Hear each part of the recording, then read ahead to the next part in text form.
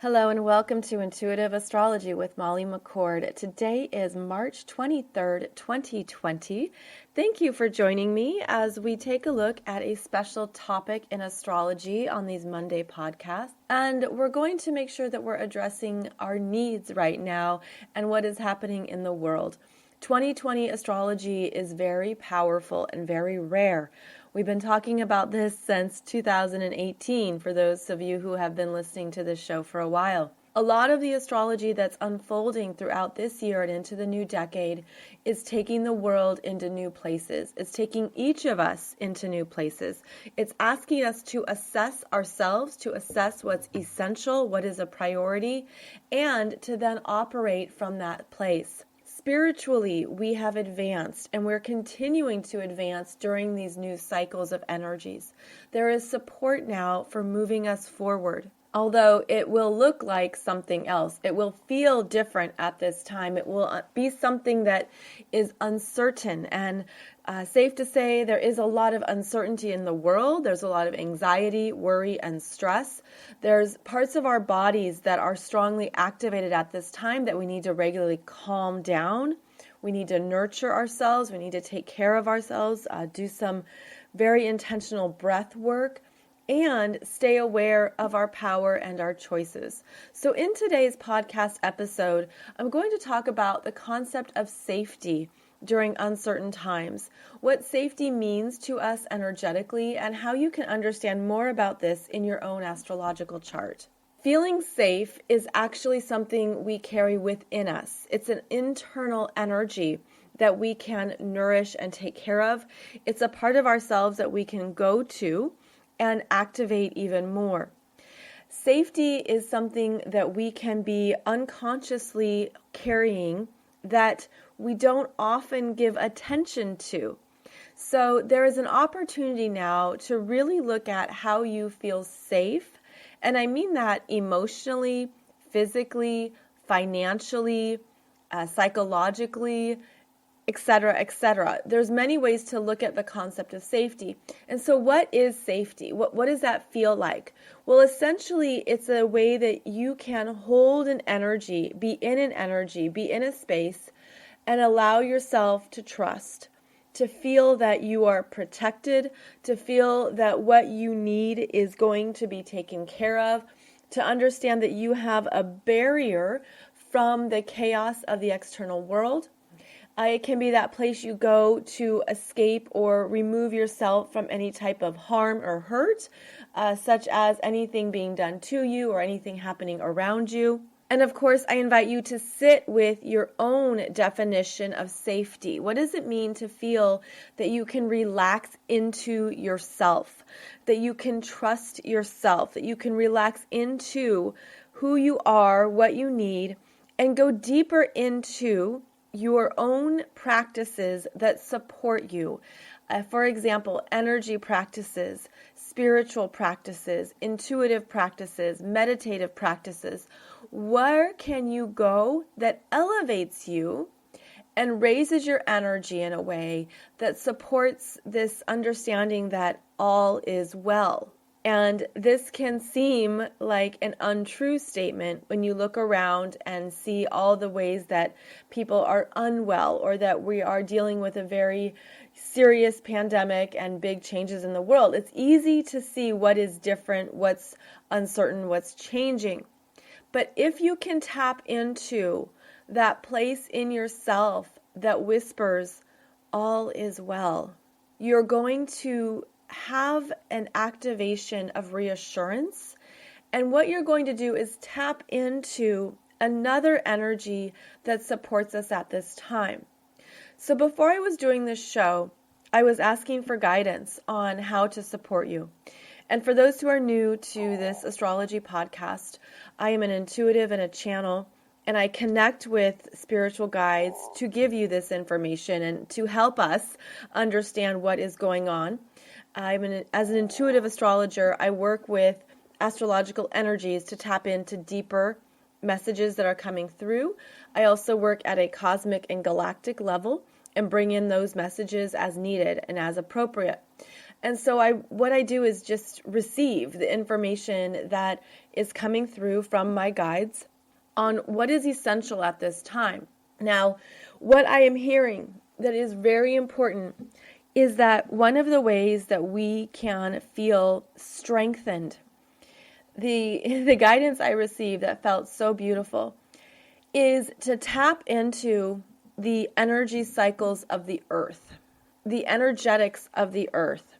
And this is actually different for each person depending on where you live on the planet, meaning every continent has a different energetic code, different energies. Every continent actually has what it needs for self-sustaining life. And that's because of all the variables on the planet. So for example, of course, there's different temperature and different cycles of the season on different continents. Well, that's why we have the beauty of cacti on some continents and on some locations, some states, some areas of the world. And then we have the bountiful beauty of the forest and different types of nature. So understand that the planet is varied in how it sustains life. And we're meant to tap into that based on where we live on the planet. So you would tap into the cycle of the earth based on where you are geographically located at this time. And this is not only something you could do physically, but what they've shown me is that it's an energetic practice to look at what around us is able to take care of itself through seasons of life. And tap into the cycle of that plant, tree, animal, natural element. Tap into the sustainability of nature right now. And I'm getting the visual that you're just meant to trust yourself. And for those who are looking around and you're in the middle of a city, you're in a very densely populated area and you're not getting enough connection to nature right now, what they're showing me is that you can possibly do one of two things. Either look up to the sky and trust what energies you connect to when you look up. You can also look down, of course, down to the sidewalk, because even in the densely populated cities, there is still life growing. There are still areas where the blossoms come through, even the cracks in the sidewalk. So what your assignment is to look at where nature is thriving, to look at where nature is showing up, popping up in whatever form that calls to you. The other exercise they're showing me is to then close your eyes and look within and simply do it's like a very brief meditation where you just ask a question and you ask what you're meant to connect to, ask what you're meant to tap into. Because these cycles of life, these bigger earth cycles of energies, of nature, of animals, of insects, of nutrients, of everything that's on this planet that makes Earth so bountiful, we have the ability to tap into that vibration. But it's not in our minds. It's in a deeper energetic cycle where there is a different programming. There's a calm. There's a calmingness that we tap into. And so that's what I'm being shown, is that as you tap into the Earth's natural cycles at this time, you're going to start to feel a new rhythm in your life. And this is an energetic rhythm that you also can feel in your daily life. Now, granted, you get up, you have your coffee, your tea, you need to get some things done for work, perhaps, you go online. All of that's a very different energy cycle than the natural world. So we're being guided right now to step back from our everyday tasks and to intentionally connect with the earth cycles because of how the earth has been self-sustaining for millions of years. In other words, Gaia knows what she's doing in her cycles, in her ability to move through the changes of the planet and the changes of energies. So remember that is something that you can always practice. Now, the other thing that I was shown that can help some of us, And many of you already know this, but it's just a good reminder. And it's the power of your breath, the power to relax your body by intentionally breathing. And that's taking in 3 deep breaths slowly, counting to 3, and then exhaling and counting to 3. And this is a way to calm the body, calm the mind, become more intentional and more conscious of yourself and of your energy. It's a very simple thing to do. I mean, that takes like 60 seconds, and it helps you recalibrate your energy when you're feeling more anxious or worried, or the systems in your body keep going. Our nervous system can be very active right now because we are in some foreign territory and we have a lot on our minds. So what I want to do is offer you the ability to regulate your breath and to calm down as needed. Now, the other thing they're showing me is the power of our sense, the power of smell, and how there are some natural smells, essential oils and herbs that help us calm down. You could think of peppermint as something that is very stimulating, that can help clear the mind. Lavender is good for calming us down. Sometimes you can have a essential oil, right? Or something that just helps you relax. The power of smell is very important right now. And maybe you're looking around your home, your apartment. What am I supposed to smell? Go to your teas. Go to, if you have a garden, go to flowers. Go to anything that helps the power of smell, because that also connects us with the earth cycles. And it's often something that we forget. But whatever you can do to calm down anything that's heavily activated in you, to do so naturally is going to support you psychologically. It's going to support you in ways that perhaps you didn't realize were possible. Now, when we talk about safety, we're also activating the response we have as human beings of fight or flight. And sometimes that response can be unconsciously activated in us from deeper programming in our DNA and at a cellular level that we've carried through many lifetimes, that we've carried for our families, that we've carried through our bloodlines. And that fight or flight response is connected to the root chakra. As you're probably aware, that's the red chakra. And that's the part of ourselves that is looking to survive. And it's very much about the basis of life. Do I fight for my life or do I flee for my life? It's a very primal energy. At this time, it could be that the root chakra has relaxed a bit and that you're able to accept what is about your daily routine or how your life has shifted at this time. There are unknowns around the timeline of this current cycle, although I do believe it's months. This is not a weekly experience, it's months. And that alone can stir up anxiety and concern in us about, well, what am I supposed to do for months? Or how can I live like this for months? Or what does this mean? And it brings up all these questions, right? About your life, your needs, your finances, what you need to take care of or what you had planned. The astrology going forward is one where we are in a hibernation, isolation for a while. And it relates to a few things, so let me explain that. We have planets moving through Pisces right now, okay? So we have, of course, Neptune in Pisces, and we also have at this time, as I do this show live, the end of March, Mercury at 5 degrees of Pisces, back where he was earlier in February, still in the shadow zone, and Mercury stays in the shadow zone until the end of March 31st, and then continues to travel through the rest of Pisces until April 11th. Now, I want to bring your attention to the first half of April, because this is when a lot of energies are going to peak. April 4th is when Jupiter will be exactly conjunct Pluto at 24 degrees of Capricorn. That energy is still building, and we work with it until November of 2020. And when Jupiter is conjunct Pluto, that's very big. And I did a show for you about this energy, about how it is about the big world changes, the reality of them. And I just get this sense of like there's more announcements to come. There's more changes happening. And this first half of April is going to make those clearer to us, what this new reality is. Then we have a Libra full moon, April 7th and 8th.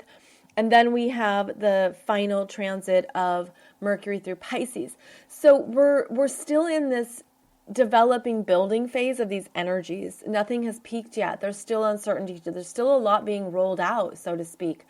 And so we're still in this place of isolation. Mercury in Pisces is in this place of going within. Pisces is also connected to, of course, the 12th house, and looking at where we remove ourselves from society, we remove ourselves from daily life to reflect, reassess, review. Pisces is the energy of a letting go and what needs to be transmuted before a new start begins. Now, we have strong planets in Aries. Specifically, the Sun is in Aries and Chiron is in Aries. And this is where the new starts are uncertain, where we want to get something going and it just isn't time. And it could feel like it's crippled, or it isn't able to get enough legs or strength just yet. So we have this part of ourselves that has to hold back and can't go forward as much as we want to. Now, we're going to also have Mars will enter Pisces in May. So this will also bring up the Pisces themes of what we need to do to care for ourselves privately. Mars enters Pisces on May 14th, where it stays until June 28th. And I'm interpreting these energies based on the reality of our lives right now, because obviously Mars moves through Pisces, every 2 years or so. Mercury moves through Pisces at least once a year. But at this time, we're applying it to how the world is changing permanently and how big these energies are, especially the big Capricorn energies. What we have right now is that we're going to be in our Pisces energies through the next few months. And then as we move into June, we have eclipses. June and July brings us 3 eclipses. And there's a really big eclipse, June 20th, 21st, depending on your time zone, that is at 0 degrees of Cancer. And it's such a big eclipse that this is where we, again, have another significant change in the world with this energies. Those of you who are in my 2020 Soul Growth Astrology webinar, you know that I talk about this, the eclipses of this summer. I go into it more in depth and explain what is going on and how to care for yourself during these big times. This energy has these tidal waves that keep coming in. It started in January and now here it is March. There's more like another wave in April, and then the bigger waves again in June and July. So that's why we have these big ongoing energies where nothing is settled and nothing is on solid ground. It's like we're just all rolling with these changes. We're all riding these tidal waves. But I'm sharing this because I think it really helps us psychologically, mentally, emotionally, and spiritually to understand that this is not a quick change, that there isn't going to be solid ground for a little bit. So what we can do is then develop that internal place of safety, that internal place where we go to take care of ourselves and to trust even more. So the concept of home base and feeling safe and secure in the world is found through a few places in your chart. So I spoke about the importance of your moon sign in a bonus episode that I just did for you on Saturday, March 21st, and that was called Your Moon, Your Mars, and Moving Through Times with Trust. This is now looking at your 4th house. Okay, we're going to focus on the 4th house in your natal astrology chart because the 4th house is your foundation. It's your home. It's where you go at the end of the day. The fourth house is the opposite of the 10th house. The 10th house being career, profession, job, what you do in the world, how you show up in the world, going outside the home. The fourth house is where you return home. It's your home base. It is family. The fourth house is where you go to feel safe. It's a very private part of your natal chart. And the fourth house is what we are needing to tend to at this time and raise the energy around your fourth house planets and your fourth house rulership. For those who understand this information, please use whichever house system works for you. The most popular house systems at this time are Placidus, Koch, Whole House, Equal House, whatever house system works for you. And you're looking at the fourth house, which is also it's known as the IC or the nadir, and it begins right after the third house, okay? And then you're looking at whichever astrological sign begins your fourth house is your foundation of life in this lifetime. And it's interesting because that point between the third house and the fourth house, it's one of the most private parts of our energies. It's where we're very internal. And it's where it connects you to some energies from other lifetimes. There's multiple points in an astrological chart that are about past life energies.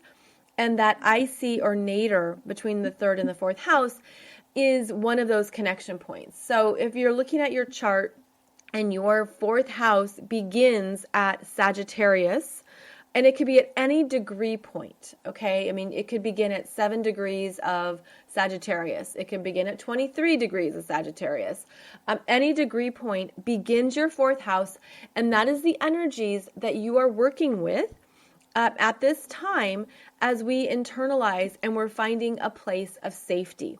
So what you want to do is look at what that energy is for you, and then you may have planets in the fourth house.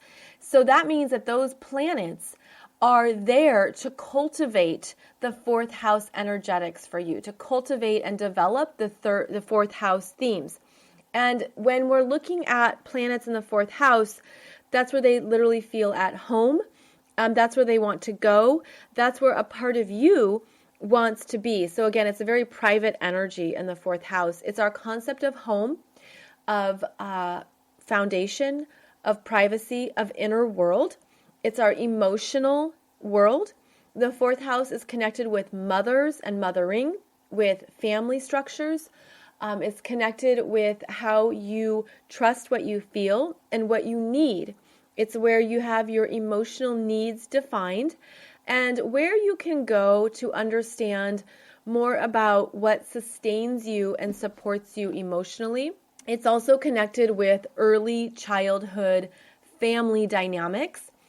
So as we talk about feeling safe, there could be a part of your unconscious that is triggered right now. For those of you who had a very rough childhood, a very hard childhood, uncertain parenting, because the fourth house and the 10th house are about your parents and how your parents showed up for you, how they took care of you. It's the parental axis in an astrology chart.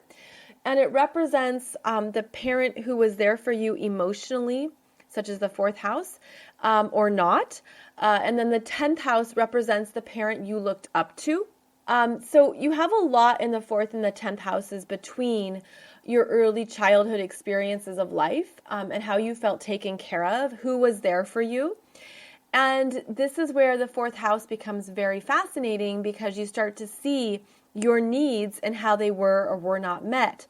Now, at this time, I'm assuming that you are an adult, you are a responsible adult, and now it is time for you to take care of yourself in this way, that it's time for you to be your own parent, for you to be responsible for your own emotional world in a whole new way. And yet you can learn from your childhood experiences and you learn from your emotional programming. You learn what was shut down. You learn where perhaps you didn't trust your feelings or you weren't given a model by another parent or someone older than you to trust yourself. The fourth house can be shut down energetically. If you were always told you got to work, you got to strive, you got to get out there, you got to make money and hustle, the fourth house is where we learn to hear ourselves, hear the messages of what we need. So at this time, there could be some loud messages coming up for you about what you need that you never ever realized in your whole lifetime that you needed. So that's why you want to look at the beginning of your fourth house and any planets in the fourth house. Now, I know that, say for example, your fourth house starts at 18 degrees of Virgo, and then you would have the remaining degrees of Virgo in your fourth house, and then Libra. You would look at if there's any planets in Virgo or in Libra, and you would also want to look at the ruling planet for additional insights. Now, this is more advanced astrology, and if you're new to astrology, this is probably going to make your head spin, so don't go understand that it takes time to learn astrology. It's a big field of study. There's a lot of information in astrology. I know that we often start looking at sun signs, and then you dive deeper down the rabbit hole. So what I'm giving you here is more advanced astrology to help some of you further along. So the astrological sign on the fourth house that begins your fourth house has a ruling planet. So for Virgo, the ruling sign is Mercury and Chiron. Chiron also rules Virgo.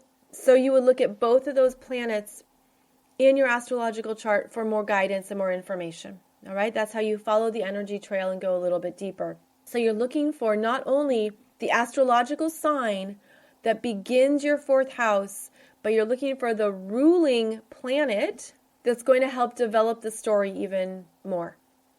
This gets complicated, and this is where I suggest astrological books and further astrological study, so that you can put the pieces together and keep becoming your own astrologer and understand yourself and your energy even more. Some more about the fourth house is that it can also include your unconscious programming to your family. In other words, what your family has passed on to you and passed along to you through their own programming, and you assess then if it fits your needs or not. This is the value systems of the family, any types of beliefs and cultural connections to the family that were just part of how you grew up. The fourth house, how you grew up, what you understood, what you took on unconsciously because it was just in your environment. It was just what you were taught or told or what was demonstrated. But as you become conscious of that fourth house, you're looking at, well, what do I need? What do I need as the foundation in my life? What do I need emotionally? What do I need for stability? What do I need that I didn't realize was essential to me? So there's a beautiful opportunity here to understand more about how you need to feel safe, stable, secure, but also how to trust yourself, all themes of the fourth house. Every astrological house has many themes to it, so I'm just sharing this in terms of how it pertains to this topic. The fourth house is also real estate, for example, the real estate that you buy. It's how you comfort other people. It's how you take care of others. It's how you share with people in your private space. It's sort of like you could really enjoy having people over to your house if you have a strong fourth house. Or you might not want anyone coming over to your home if you are very private and you don't want to share your space with others. So it becomes much more specific the more that you learn about your astrological chart. And it's a great area to focus on right now as millions of people are all being required to stay at home and to be in their own energy field. Now, I want to leave you with one more visualization and exercise to do at this time to nurture what it means to feel that you are in control of something at this time. And that's to visualize the energy of your solar plexus. That's the yellow chakra, being very strong at this time, very bright, very effervescent, vibrating powerfully and moving. All chakras are energy wheels, and so you want to visualize it moving in a very powerful way. And what I'm seeing as I visualize the solar chakra is that I'm seeing it as a treasure box, a treasure chest in the solar plexus that is beautifully contained, beautifully shining, like it just has this shiny, sparkly energy to it. And I'm seeing this treasure chest, this treasure box, as something for you to open and to look at what appears when you open it.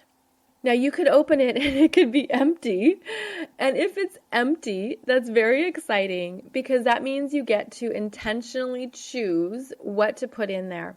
And it could be that you put in there certain keywords, affirmations, mantras, something that feels powerful for you. But this is a symbolic visualization that amplifies and activates your own power during this time. And it's your power to feel safe as a soul, the power to feel strong at a human level. But this opening I'm feeling of that treasure chest is activating that soul's vibration of, I'm okay, I have what I need, and I trust that what I need will show up and come through. And what you can do is practice some of these phrases and affirmations. They're going to help your energy field. They're going to help you be in a place of remembering the power of the universe and that we are supported and guided at this time. And what you're doing is basically saying that everything I need will come through for me, and it can happen in any number of ways, any number of forms, and that I am a strong vessel of divine energy at this time, and that I feel this lifting of the energy field the more that you're in this mindset of trust and belief and hope and faith, that you're lifting up into a higher vibration. Like I literally feel like shoulders being pushed back, like a strengthening of the spine, chin up kind of a thing. It's the strengthening of the energy field because now you're activating more of what you do trust and more of what you do believe in. And this again pertains to the bigger energetics at this time. So the earth cycles that are supporting us, that are moving us. And the more that we tap into those natural cycles, the stronger we're going to feel, the more trusting we're going to feel, because we know how powerful life is when it's tapped into these natural cycles. So I feel like one thing you can do is visualize how you are able to trust yourself more than ever at this time, and you're trusting life and you're trusting God, source, spirit, the universe. You can tap into more of this treasure chest or treasure box of energies that are sustaining you, that are available to you. The more that you focus on it, it gives you that sense of possibility. It reminds you of your soul's essence. It reminds you of your soul's wisdom.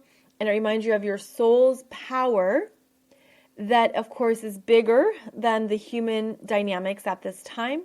And I also feel like part of what we're doing is looking at the higher consciousness of our fourth house and what you're here to elevate in your fourth house energies, how you're here to take the unconscious or lower expressions of the fourth house and to move them into higher expressions, to move them into a more powerful place of self-knowingness, self-love, self-acceptance, and of course trust. Trust in this big time and trust in these big energies that we're moving through.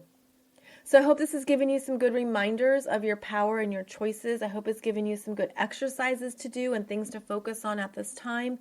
And I hope that it's something that you can offer and share with others, because we want as many people as possible to be strong in their energies, to be strong in what is true for them.